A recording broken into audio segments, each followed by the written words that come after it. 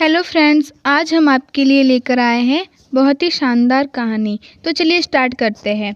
कहानी माँ की ममता। एक भावुक कहानी। एक छोटे से कस्बे में समीर नाम का एक लड़का रहता था। बचपन में ही पिता की मृत्यु हो जाने के कारण परिवार की आर्थिक स्थिति बड़ी दयनीय थी। समीर की माँ कुछ पढ़ी लिखी जरूर थी, लेकिन उतनी पढ़ाई से नौकरी कहाँ मिलने वाली थी। सो घर घर बर्तन मांजकर और सिलाई बुनाई का काम करके किसी तरह अपने बच्चे को पढ़ा लिखा रही थी। समीर स्वभाव से थोड़ा शर्मीला था और अक्सर चुपचाप बैठा रहता था। एक दिन जब वो स्कूल से लौटा तो उसके हाथ में एक लिफाफा था।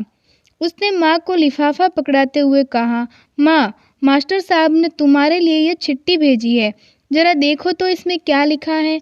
माँ ने मन ही मन चिट्ठी पढ़ी और मुस्कुराकर बोली, बेटा, इसमें लिखा है कि आपका बेटा काफ़ी होशियार है। इस स्कूल के बाकी बच्चों की तुलना में इसका दिमाग बहुत तेज है और हमारे पास इसे पढ़ाने के लायक शिक्षक नहीं है, इसलिए कल से आप इसे किसी और स्कूल में भेजें। यह बात सुनकर समीर को स्कूल न जा सकने का दुख तो हुआ, पर साथ ही उसका मन आत्मविश्वास से भर गया कि वो कुछ खास है और उसकी बुद्धि तीव्र है।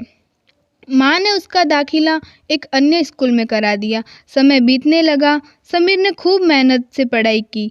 आगे चलकर उसने सिविल सर्विसेज परीक्षा भी पास की और आईएएस ऑफिसर बन गया। समीर की माँ अब बूढ़ी हो चुकी थी और कई दिनों से बीमार भी चल रही थी और एक दिन अचानक उनकी मृत्यु हो गई। समीर के लिए यह बहुत बड़ा आघात था। वह बिलक बिलक कर रो पड़ा। उसे समझ नहीं आ रहा था कि अब अपनी माँ के बिना वो कैसे जिएगा। रोते रोते ही उसने माँ की पुरानी अलमारी खोली और हाथ में उनकी माला, चश्मा और अन्य वस्तुएं लेकर चूमने लगा। उस अलमारी में समीर के पुराने खिलौने और बचपन के कपड़े तक संभाल कर रखे हुए थे। समीर एक एक करके सारी चीज़ें निकालने लगा और तभी उसकी नज़र एक पुरानी चिट्ठी पर पड़ी। दरअसल ये वही चिट्ठी थी जो मास्टर साहब ने 18 साल पहले दी थी। नम आंखों से समीर उसे पढ़ने लगा। आदरणीय अभिभावक, आपको बताते हुए हमें अफसोस हो रहा है कि आपका बेटा समीर पढ़ाई में बेहद कमज़ोर है और खेल कूद में भी भाग नहीं लेता। जान पड़ता है कि उम्र के हिसाब से समीर की बुद्धि विकसित नहीं हो पाई है, अतः हम इसे अपने विद्यालय में पढ़ाने में असमर्थ हैं। आपसे निवेदन है कि समीर का दाखिला किसी मंद बुद्धि विद्यालय में कराएं अथवा खुद घर पर रखकर इसे पढ़ाएं। सादर प्रिंसिपल।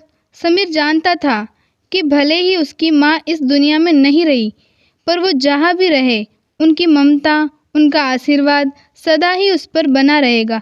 दोस्तों, रुडयार्ड किपलिंग ने कहा है, भगवान सभी जगह नहीं हो सकते, इसीलिए उसने माएँ बनाई। माँ से बढ़कर त्याग और तपस्या की मूरत भला और कौन हो सकता है। हम पढ़ लिख ले, बड़े होकर कुछ भी बन जाए, इसके लिए वो चुपचाप न जाने कितनी कुर्बानियाँ देती है। अपनी ज़रूरतें मार कर हमारे शौक़ पूरे करती है।